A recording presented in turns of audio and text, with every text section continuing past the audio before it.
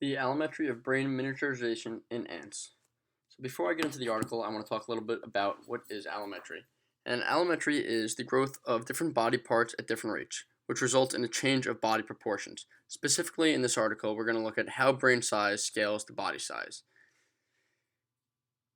This article talks a little bit about Haller's rule, which suggests that smaller animals have brains that are proportionally larger than the brains of larger animals.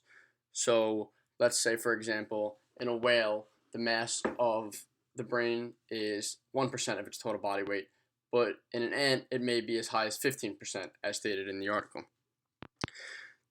The goal of the study is to look more into small invertebrates, as a lot of research is done with mammalians, reptiles, and birds. So here we're going to look at small ants. And we're going to see if this relationship that has been established for mammals scales to ants. So materials and methods. There's two types of studies going on here, which one is going to be an intraspecific study, where we're going to look at ants of the Atacolumbicus species that were collected in Panama. This species is polymorphic, which means it has many different sizes of workers within the same species. The brains were dissected out of the ant and fixed to prepare for imaging. The images of brains were loaded into a computer program called Reconstruct, which a lot of us are familiar with, where using a 3D model, they were able to calculate brain volume. The other study of data is going to be interspecific study.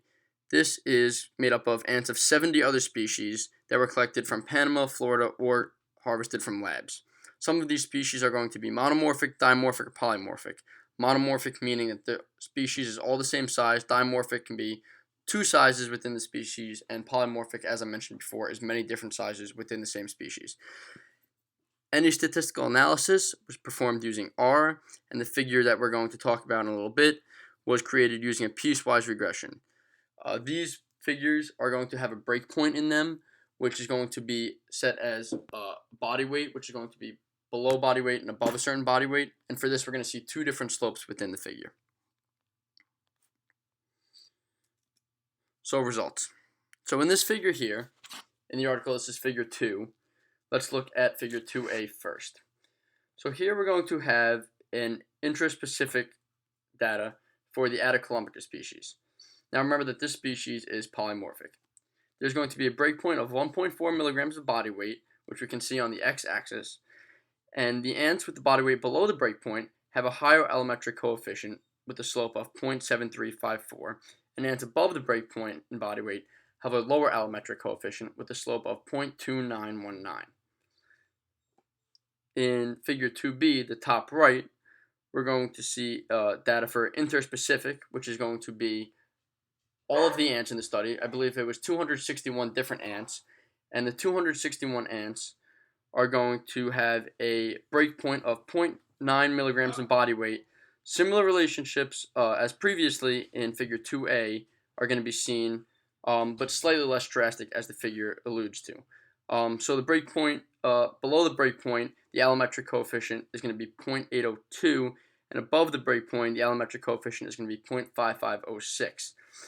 Figure 2c, similar, except with the exception of 2b, where we used all 261 ants in the species, we're going to use just the average for each species, the mean body weight of each species. So below the breakpoint, which is going to be 0.9 milligrams in body weight, we have an allometric coefficient of 0.7961. Above the breakpoint, the allometric coefficient is going to be 0.6692. Figure D is a little different, and it's just going to compare the ratio of brain to body mass with body weight. So discussion. So here we see that from figures A, B, and C, that smaller animals, specifically here ants, are going to have a larger relative brain size compared to body weight.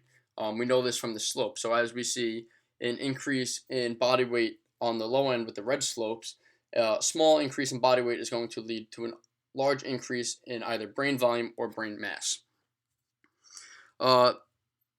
This supports the hypothesis that we saw earlier with Haller's rule. Some of the reasons for this, in terms of evolutionary, could be because these smaller ants, although they are smaller, they still need to have the same behavioral and neural capabilities that larger ants would have. And the downside of this larger relative brain size is going to be a higher metabolic demand. With this larger relative brain size, the animal's going to need to consume more energy in order to be able to keep this larger central nervous system running efficiently. More research with this study has not looked into is the difference in certain areas of the brain that will compensate for the same behavioral. So, for example, within the Attacolumbicus species, these smaller ants have smaller brains but have the same behavioral and neural capabilities as the larger workers. Now, when looking at this specifically now, separate areas of the brain, other studies may want to look at what areas of the brain are smaller and larger, respective of those two types of ants within the same species. Now, what this study did see is that only very small ants have a similar allometric coefficient relative to that of mammals. Thank you.